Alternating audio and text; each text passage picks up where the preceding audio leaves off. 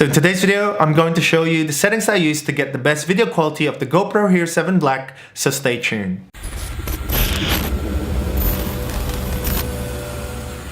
Hey, what's up everyone? It's Dennis here. If you're new here, my channel is all about drone product review videos and tutorial videos. So if that's something that you're interested in, do subscribe to my channel and turn on that notification button so that you don't miss out on any of my new videos every week. Whenever I get my hands on a new, camera or drone, I really get excited. I really want to try out and test, see what works and what doesn't work. And so far, I've been playing around with the GoPro Hero 7 Black. I've been using it for vlogging, for cinematic footage, YouTube videos or online videos. I'd like to see how the footage is going to look like, with or without the color grading. If it's just a stock standard GoPro profile, how it's going to look versus a lightly color graded or heavily color graded footage. Some of the settings I'm going to talk about hopefully will give you an understanding of how each of those attributes works. Again, the settings that I chose works well for me, may not work well for you, really depends on what you're trying to achieve, but hopefully this will give you an idea to prompt you to try and experiment. Before I dive into the settings that I use, let me show you a quick cinematic sequence that I shot earlier today.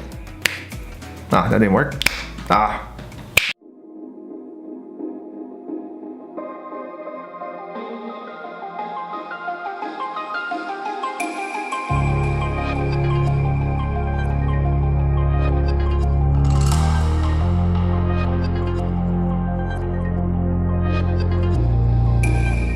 Alright, so the next step really is show you the settings I've used and provide my inputs there, okay? Now I shoot all my sequences in there at 4K 60 frames per second because I know I'm gonna change it in post or slow it down in post. Sometimes I do shoot in 24 frames per second. It really comes down to personal preference, especially if I don't necessarily need to slow it down. But like I said, for this instance, I've used 4K at 60 frames per second. The hypersmooth stabilization is not actually available to all video resolution settings. For example, if you go to 2.7K, let me drop this down to 2.7K, 120 frames per second. It says stabilization not supported, as you can see here. Stabilization, hopefully you can see that. For 2.7K at 60 frames per second, hypersmooth is enabled. So yeah, before you start shooting, make sure you're decided on whether or not you're gonna use the hypersmooth stabilization or no stabilization at all, okay? I definitely recommend hypersmooth because it is awesome and it works fine. Now, my field of view is always wide. I don't really play around with super view or the linear view because I like that wide angle look. Again, it really depends on the style and how you want the footage is gonna look like. Super view is, it kind of stretches a 4:3 content into a full screen 16:9 shots. I mean, it's great for like if you're mounting the GoPro into your body just to get that footage. I don't really use this, that body gear as such. Again, if you are changing the field of view, it comes down to what resolution you are. As super view or linear doesn't really show up most of the time as well. Like if you're shooting in 4K 60, it's only wide that's available. So you can see here, well, let me just press that, see? There's no super view, but if you change this to 30 frames per second, 4K 30, and you can see super view is there now, okay? So again, make that conscious decision before you start shooting. So the next settings that we want to look at is Protune. If you don't know what Protune is kind of like the manual settings for a DSLR camera where you can change a couple more attributes in there. If you're interested in color grading, adding that cinematic flair and creativity in the colors, etc., then you definitely need to turn on that Protune. So I'm turning this on now, and when you turn that on, there will be a couple more settings in there which I'm gonna talk a little bit more. The first one is the shutter.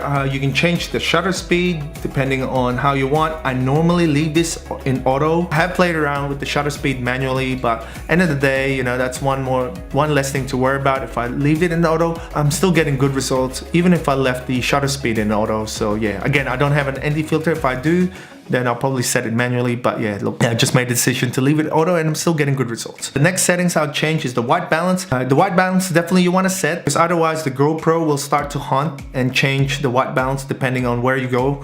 Suddenly if the lighting environment has changed, then the GoPro will automatically change the white balance there. As much as possible, you want to set it so that it's the same throughout the footage. Preference would be really to pick the specific white balance or temperature as you see fit when you're out there shooting. Now, safest option that I normally use on a typical day is 5500 Kelvin. Sometimes I do use the native settings. Native settings, you're letting the GoPro sort of add the minimum amount of color correction in that particular footage. In a way, it's similar to the flat profile such. Again, kind of like auto, but a subtle auto. Hopefully that makes sense. Next one really is the ISO, the minimum and maximum. I cannot stress how important ISO is, so I will leave it at minimum at 100 and maximum at 100, especially during daytime.